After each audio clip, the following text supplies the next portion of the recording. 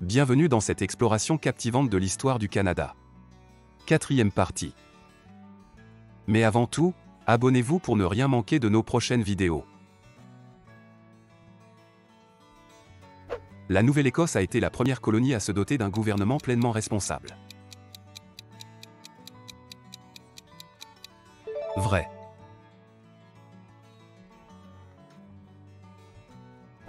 Robert Baldwin était un défenseur des droits des anglophones.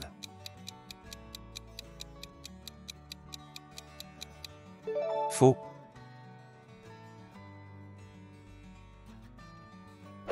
Joseph O a été impliqué dans l'établissement d'un gouvernement responsable en Nouvelle-Écosse.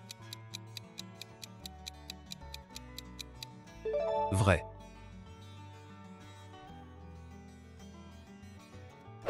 La Fontaine est devenu le premier chef d'un gouvernement responsable des deux Canadas. Vrai.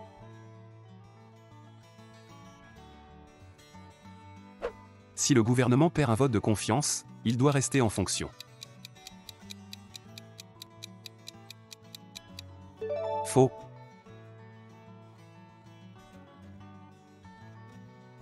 Lord Elgin a été encouragé par Londres à établir un gouvernement responsable. Vrai.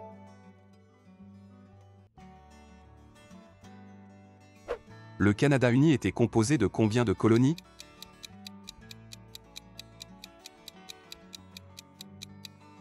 Deux.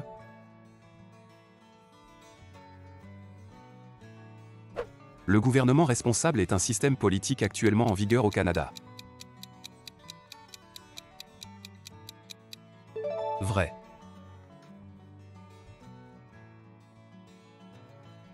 Combien d'ordres de gouvernement ont été instaurés par les pairs de la Confédération?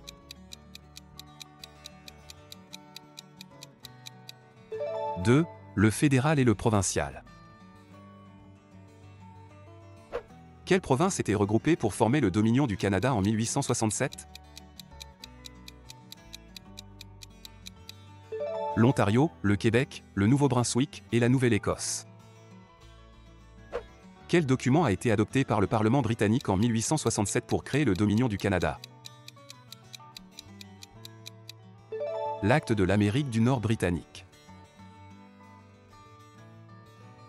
En quelle année le Dominion du Canada a-t-il été officiellement créé?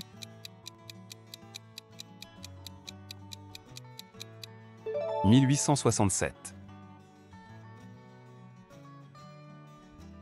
Comment était appelée la fête célébrée le 1er juillet jusqu'en 1982? La fête du Dominion. Quel est le nom officiel de la fête célébrée le 1er juillet aujourd'hui?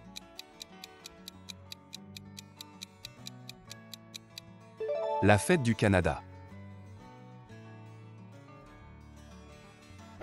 Qui a suggéré le terme Dominion du Canada en 1864?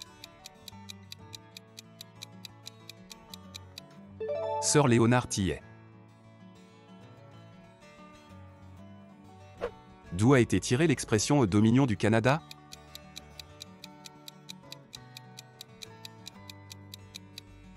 Du psaume 72 de la Bible. Quelle signification est associée à l'expression Dominion?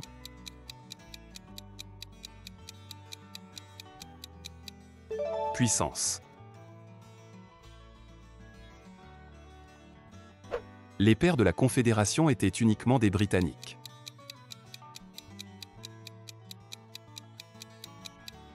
Faux.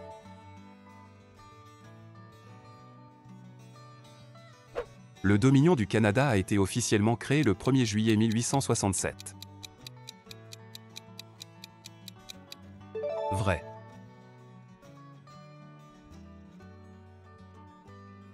L'Acte de l'Amérique du Nord britannique a été adopté par le Parlement canadien en 1867. Faux.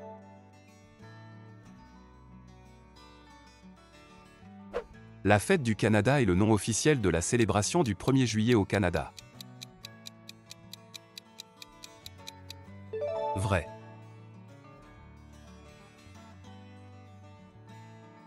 Combien de provinces ont rejoint le Dominion du Canada en 1867? 4. Ontario, Québec, Nouvelle-Écosse, Nouveau-Brunswick.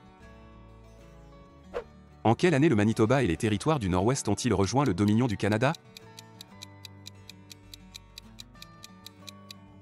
1870. Quelle province a rejoint le Dominion en 1871?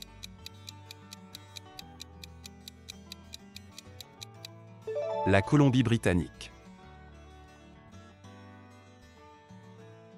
Quelle province a rejoint le Dominion en 1873?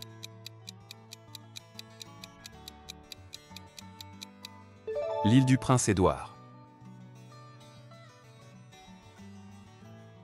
Qui était le premier Premier ministre du Canada en 1867? Sir John Alexander Macdonald. Où est né Sir John A. Macdonald?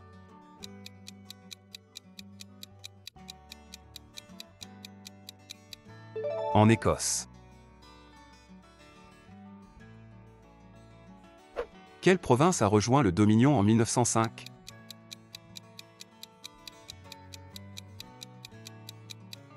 L'Alberta et la Saskatchewan. Quelle province a rejoint le Dominion en 1949?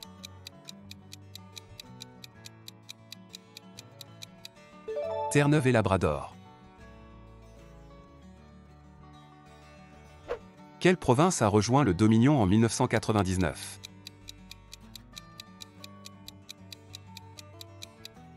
Le Nunavut. Qui est le principal architecte de la Confédération du Québec?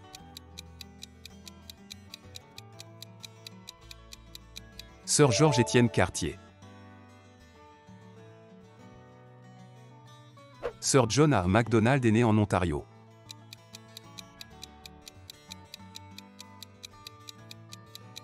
Faux.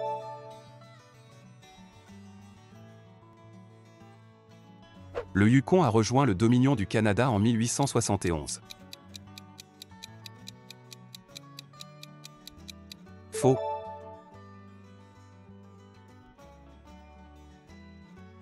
La Colombie-Britannique a rejoint le Dominion du Canada en 1873. Vrai.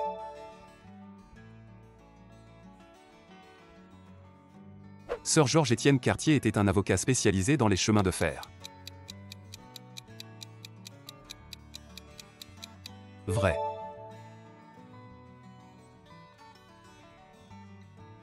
Qui a mené une révolte armée en 1869 à Fort Garry?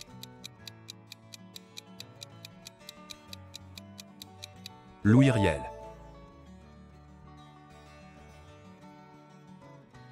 Quel fut le résultat de la révolte menée par Louis Riel à Fort Garry?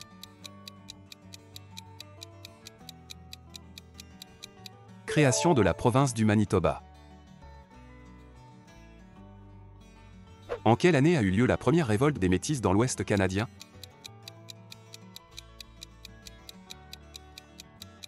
« 1873. Quel homme politique canadien a créé la Police à cheval du Nord-Ouest, PCNO, en 1873? Sir John A. Macdonald. Qui est considéré par beaucoup comme un défenseur des droits des Métis et le père du Manitoba? Louis Riel.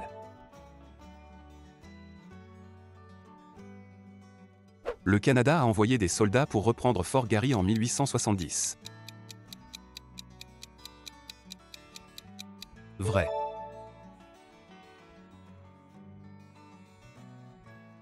Louis Riel a été exécuté pour haute trahison en 1885. Vrai.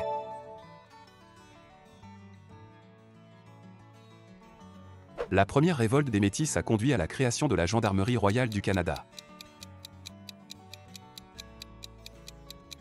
Vrai.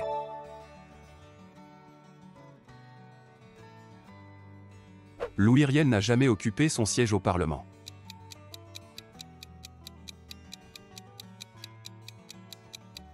Vrai. Quel chemin de fer a été achevé en 1885?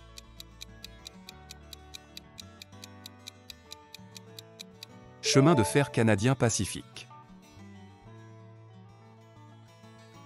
Qui a posé le dernier crampon du chemin de fer canadien Pacifique?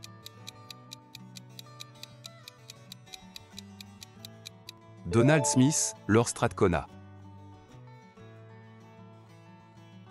Quel groupe de travailleurs a contribué à la construction du chemin de fer canadien Pacifique? Travailleurs européens et chinois. Quelle province a rejoint le Canada en 1871 après la promesse de construction d'un chemin de fer? Colombie-Britannique. Le projet du chemin de fer canadien Pacifique a été financé par des investisseurs canadiens uniquement.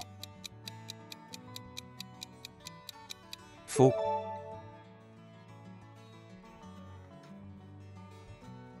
Les travailleurs chinois ont été victimes de discrimination, y compris une taxe d'entrée basée sur la race. Vrai.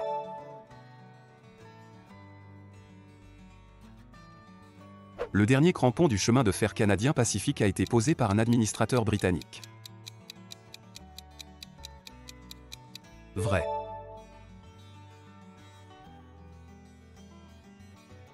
La Colombie-Britannique a intégré le Canada en 1867.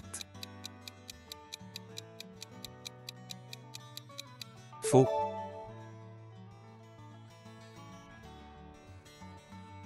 Qui a présenté des excuses pour la discrimination envers les travailleurs chinois en 2006? Le gouvernement du Canada.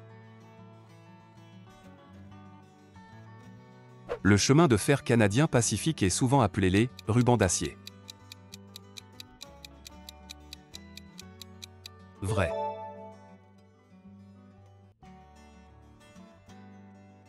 Qui était le premier Canadien français à devenir Premier ministre depuis la Confédération? Sir Wilfrid Laurier. Combien de Britanniques ont immigré au Canada pendant le boom économique des années 1890? 1 million.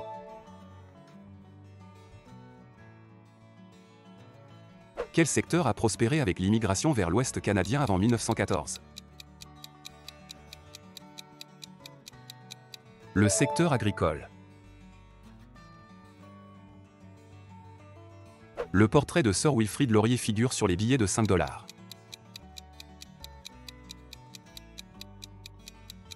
Vrai.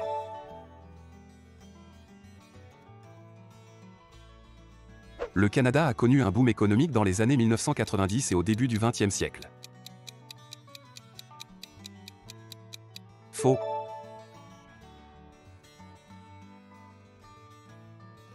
Combien de Polonais ont immigré vers l'Ouest canadien avant 1914? 115 000. Merci d'avoir regardé la vidéo, aimez la vidéo et abonnez-vous à la chaîne pour ne rien manquer des prochaines vidéos.